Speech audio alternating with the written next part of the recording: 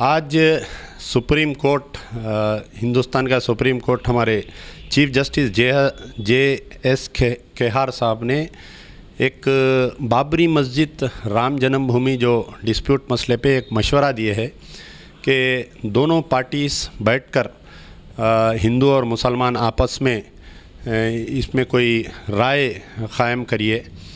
तो यकीनन हिंदुस्तान के मुसलमान चीफ जस्टिस सुप्रीम कोर्ट के फ़ैसले का उनके मशवरे का हम आदर करते हैं। लेकिन ये किसके बोलने पर यह मशवरा दिया गया कि साबिक़ में जब से बाबरी मस्जिद का इशू स्टार्ट हुआ, आप तारीख़ उठाकर देखिए कि कई मीटिंग्स हुए हिंदू और मुसलमान में। तो जो सेकुलर हिंदू है वो कभी नहीं चाहते कि बाबरी मस्जिद को शहीद करके राम मंदिर की तामीर किया जाए। नेशनल इंटीग्रेशन काउंसिल में जब पीवी नरसिम्हा राव साहब चीफ मिनिस्टर थे, हिंदुस्तान की सबसे highest body national integration council में प्राइम मिनिस्टर और उस वक्त के chief minister Kalyan Singh chief minister ने ये हलफनामा दिया था कि बाबरी मस्जिद को कुछ नहीं होगा।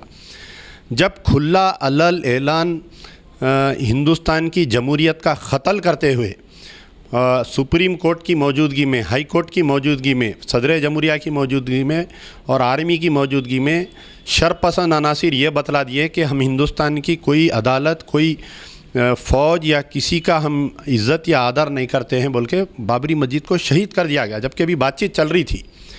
शहीद करने के बाद में आज तकरीबन 25 साल का अरसा होने आ रहा है, आज तक कोई अदालत एक भी बाबरी मस्जिद के क़ातिल को आज तक भी एक भी वो कैफर किरदार पर या उनको सज़ा नहीं दिलाई गई। कई लोग इसके अंदर जो मुलजिम थे उनका इंतकाल हो गया, वो लोग मर गए।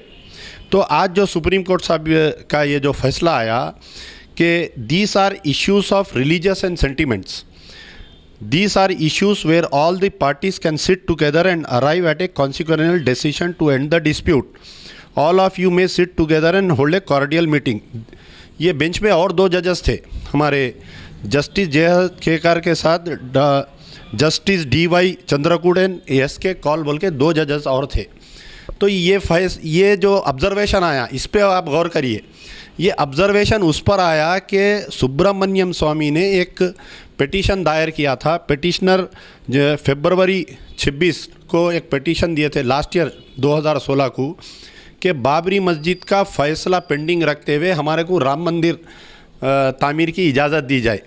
और एक ये जो सितंबर 30 2010 को जो इलाहाबाद हाई कोर्ट का फ़ैसला आया था कि बाबरी मस्जिद की जो मुकाम को 3 हिस्सों में वो तकसीम करना, ये ख़ुद फ़ैसला जो है आस्था की बुनियाद पे आया था। अब आप बोलिए कि हिंदुस्तान में जजेस के फ़ैसले आस्था की बुनियाद पर आएंगे और आज सुप्रीम कोर्ट हमारे को ये बोल रहा है कि आप आपस में बैठ के बातचीत कर लीजिए। आपस में बैठ के बातचीत हो रही थी, बाबरी मस्जिद शहीद हो गई। आपस में बैठ के बातचीत हो रही थी, यानी हुकूमत का नंगा नाच हुआ उस दिन। तो अब जो है कि ये उम्मीद बता रहे हैं कि आपस में बैठ के बातचीत कर लीजिए। यकीनन हम हिंदुस्तान के मुसलमान सुप्रीम कोर्ट के चीफ जस्टिस के फ़ैसले का हम आदर करते हैं और ख़ुद वो ये भी बोले कि अगर कोई फ़ैसला अगर कर सकते हैं तो हम जजेस दोनों के बीच में हम बैठेंगे। तो ये बहुत अच्छी बात है, लेकिन बातचीत किससे की जाएंगी ये बोलिए आप मेरे को। अब मुझे ये अंदेशा हो रहा है इस मशवरे के बाद में कि ऐसे ही सो कॉल्ड मुस्लिम लीडर्स को तैयार किया गया था, नाम नेहात मुस्लिम क़ायदीन को बनाया जाएगा और जो हिंदू फ़िरक़ा परस्त तंजीमों में और नाम नेहात क़ायदीन के दरमियान बातचीत हुई। इससे पहले ऐसा हुआ और बाबरी मस्जिद को शहीद कर दिया गया। मुझे अब डर है कि ऐसे मशवरे के बाद में हो सकता है कि नाम नेहात क़ायदीन को पैदा किया जाएगा, सो कॉल्ड मुस्लिम लीडरशिप की एक बॉडी बनाई जाएगी और बातचीत के नाम पे वो ये बोलेंगे कि हम तैयार है बाबरी मस्जिद की जगह राम मंदिर की तामीर के लिए, और उसके बाद में राम मंदिर की तामीर का आगाज़ हो जाएगा।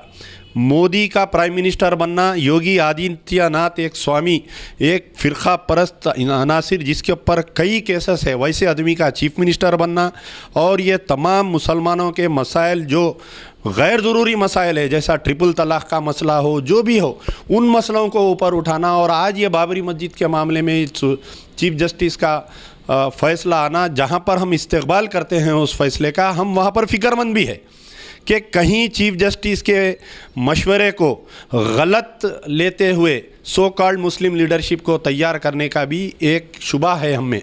तो हम सुप्रीम कोर्ट के आदर करते हुए, लेकिन हम चाहते हैं कि बाबरी मस्जिद जहाँ पर 400 साल मुसलमान वहाँ पर नमाज़ पढ़े हैं, ता क़यामत तक बाबरी मस्जिद रहेगी और फ़ैसला इंशाअल्लाह हमारे हक़ में आएगा।